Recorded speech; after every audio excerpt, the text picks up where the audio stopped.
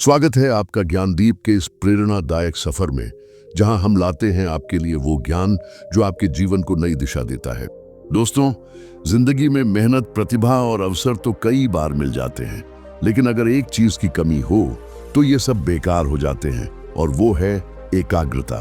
गौतम बुद्ध ने कहा है, जिस तरह एक तीर सिर्फ तब लक्ष्य पर लगता है जब धनुष स्थिर और केंद्रित हो, वैसे ही इंसान सिर्फ तब सफलता पाता है जब उसका मन एक दिशा में टिके।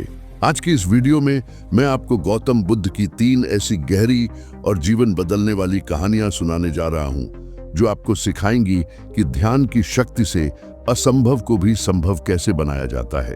तो आइए मन को शांत करें, ध्यान को केंद्रित करें और इस रोशनी भरे सफर की शुरुआत करें। दोस्तों, क्या आपने कभी सोचा है कि असफलता के पीछे सबसे बड़ी वजह क्या होती है? ना तो हमारी मेहनत की कमी, ना ही हमारी प्रतिभा की कमी, बल्कि असली कमी होती है एकाग्रता की, यानी फोकस की। हम सब ने कभी ना कभी यह महसूस किया है कि हम काम तो कर रहे होते हैं, लेकिन मन कहीं और भाग रहा होता है। शरीर तो बैठा होता है किताबों के पास, लेकिन ध्यान भविष्य की चिंता, पुरानी बातें या सोशल मीडिया की दुनिया में भटक रहा होता है। गौतम बुद्ध ने कहा है, जिस तरह एक तीर सिर्फ तभी लक्ष्य पर लगता है जब धनुष एकाग्र हो, वैसे ही इंसान सिर्फ तभी सफल होता है जब उसका मन एक जगह पर टिके। आज के इस शोरगुल भरे जीवन में, जहां हर पल मोबाइल की नोटिफिकेशन, सोशल मीडिया का स्क्रॉल और हर चीज का एक साथ पीछा करने की आदत हमें सिर्फ बिजी बना चुकी है, वहीं बुद्ध कहते हैं, एकाग्रता ही सफलता की असली चाबी है।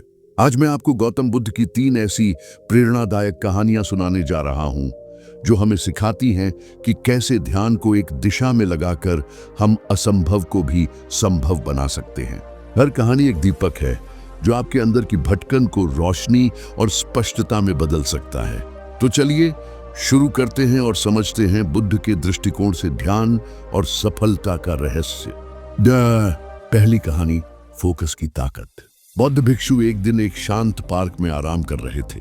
वहीं उन्होंने एक छोटे से लड़के को देखा, जो एक खाली पेज पर कठिन श्लोक लिखने की कोशिश कर रहा था, लेकिन गलतियों के कारण वह बार बार पेज फाड़ रहा था और हर बार नए पेज से शुरुआत कर रहा था।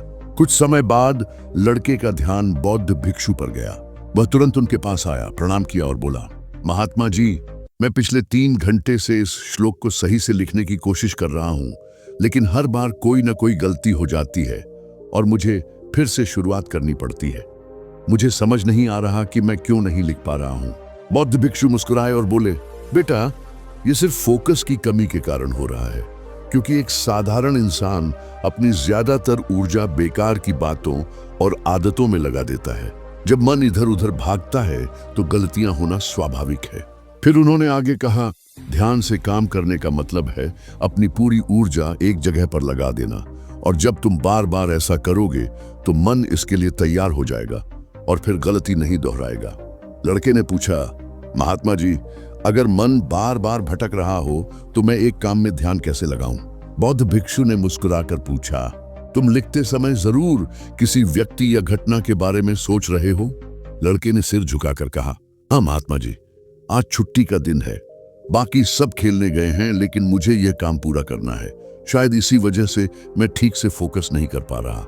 बौद्ध भिक्षु ने कहा, ठीक है, अब इन सरल तरीकों को समझो, फिर देखना तुम्हारा मन अपने आप शांत होकर एकाग्र हो जाएगा। एक गहरी सांस लो।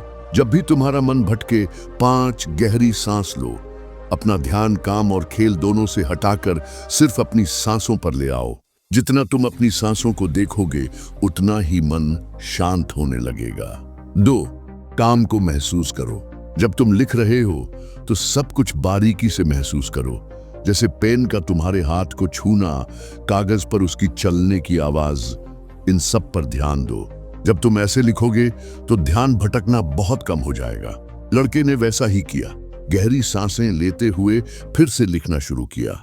धीरे धीरे उसने पाया कि अब गलतियां कम हो रही थीं और उसका काम जल्दी पूरा हो गया। उसने बौद्ध भिक्षु को धन्यवाद कहा। भिक्षु ने मुस्कुराकर कहा, याद रखो, जब मन और इंद्रियां एक काम में लग जाती हैं तो ध्यान गहरा हो जाता है, और यही सच्ची सफलता है। दूसरी कहानी, लक्ष्य पर ध्यान की लौ। एक दिन एक युवक बौद्ध भिक्षु के पास पहुंचा। उसके चेहरे पर परेशानी और हताशा साफ झलक रही थी। उसने विनम्र स्वर में कहा, गुरुवर, मैं बहुत समय से परीक्षा की तैयारी कर रहा हूँ। कई बार कोशिश की, लेकिन हर बार असफल हो जाता हूँ। मुझे समझ नहीं आ रहा कि मुझसे कहाँ गलती हो रही है। बौद्ध भिक्षु ने उसकी बात धैर्य से सुनी और पूछा, क्या तुम सच में परीक्षा पास करना चाहते हो? युवक ने दृढ़ आवाज में कहा, हाँ गुरुवर, मैं पूरी मेहनत करने के लिए तैयार हूँ। बस मुझे यह बता दीजिए कि मुझे क्या करना होगा। भिक्षु ने उसे अपने साथ एक खाली जगह पर ले गए। वहां एक पुरानी मोमबत्ती और माचिस रखी थी। उन्होंने युवक को एक मोमबत्ती दी और कहा, इस मोमबत्ती को जलाकर यहाँ से थोड़ी दूरी पर खड़े उस पेड़ तक ले जाओ, लेकिन ध्यान रहे मोमबत्ती बुझनी नहीं चाहिए। ये कहकर भिक्षु चुपचाप वहां से हट गए। युवक ने माचिस से मोमबत्ती जलाई और सावधानी से पेड़ की ओर बढ़ने लगा। रास्ते में हल्की सी हवा चली, जिससे मोमबत्ती की लौ हिलने लगी। युवक ने उसे बचाने की पूरी कोशिश की, लेकिन थोड़ी ही देर में लौ बुझ गई। वह वापस आया, मोमबत्ती फिर से जलाई और फिर चल पड़ा, लेकिन हर बार हवा का हल्का झोंका लौ को बुझा देता। उसने यह प्रक्रिया कई बार दोहराई और हर बार वही नतीजा। आखिरकार थका हारा युवक हाथ में बुझी हुई मोमबत्ती लिए वापस आया और निराश होकर बोला, गुरुवर, मैं इसमें भी असफल रहा। भिक्षु ने मुस्कुराकर पूछा, क्यों? तुम्हें बस मोमबत्ती जलाकर थोड़ी दूर ही तो चलना था। युवक ने धीरे से कहा, गुरुवर, मैंने कोशिश तो की, लेकिन हवा के कारण लौ बार बार बुझ जाती। भिक्षु ने गंभीर स्वर में कहा, यही तो तुम्हें समझना है। तुम्हारा मन भी इस मोमबत्ती की लौ की तरह है और चारों तरफ की हवा ध्यान भटकाने वाली आदतें हैं। जब तक तुम इन आदतों को वश में नहीं करोगे, तब तक ध्यान की लौ बुझती रहेगी। उन्होंने आगे कहा, जब तक तुम अपने लक्ष्य पर पूरी तरह ध्यान केंद्रित नहीं करोगे, तब तक अपनी मंजिल तक नहीं पहुंच पाओगे। इसलिए मन को एकाग्र करो और जो भी काम करो उसमें पूरी तरह डूब जाओ, तब तुम्हारे प्रयास जरूर सफल होंगे। भिक्षु ने अंत में यह भी जोड़ा, याद रखो, सभी तरह के ज्ञान का मूल तत्व ध्यान है। कुछ भी करने के लिए तुम्हें एक जगह ध्यान लगाना सीखना ही होगा। मन जैसी आदत डालोगे, वैसा ही उसका स्वभाव हो जाएगा। इसलिए छोटे से छोटा काम भी ध्यान लगाकर करो। ऐसा करने से मन का स्वभाव बदल जाएगा और फिर तुम्हें सफलता निश्चित मिलेगी। तीसरी कहानी, विचारों पर नियंत्रण। एक दिन एक युवक ने बौद्ध भिक्षु से पूछा, गुरुवर, मन में आ रहे विचारों को कैसे छोड़ते हैं? भिक्षु ने कहा, बताऊंगा, लेकिन उससे पहले तुम्हें एक परीक्षा देनी है। उन्होंने एक गिलास पानी पूरा भरकर युवक के हाथ में पकड़ा दिया और कहा, पानी की एक बूंद गिराए बिना इसे पकड़कर खड़े रहो। युवक ने सहज भाव से कहा, गुरुवर, यह तो आसान है। शुरू में सब ठीक था, लेकिन थोड़ी देर बाद उसके मन में संदेह उठने लगे। इससे क्या फर्क पड़ेगा? आखिर कितनी देर तक मुझे ऐसे खड़े रहना होगा? जैसे जैसे यह विचार आने लगे, उसका ध्यान भटकने लगा और गिलास से पानी छलकने लगा।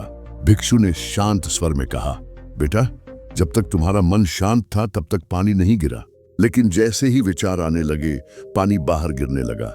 उन्होंने आगे समझाया, जैसे गर्म लोहे पर हथौड़े की चोट उसे नया रूप देती है, वैसे ही तुम्हारे विचार तुम्हारे व्यक्तित्व और मन को आकार देते हैं।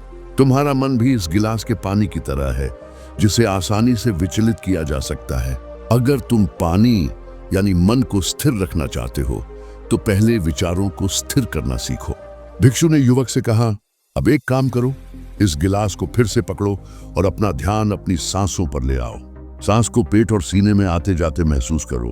हाथ में होने वाले दर्द और असहजता को जाने दो।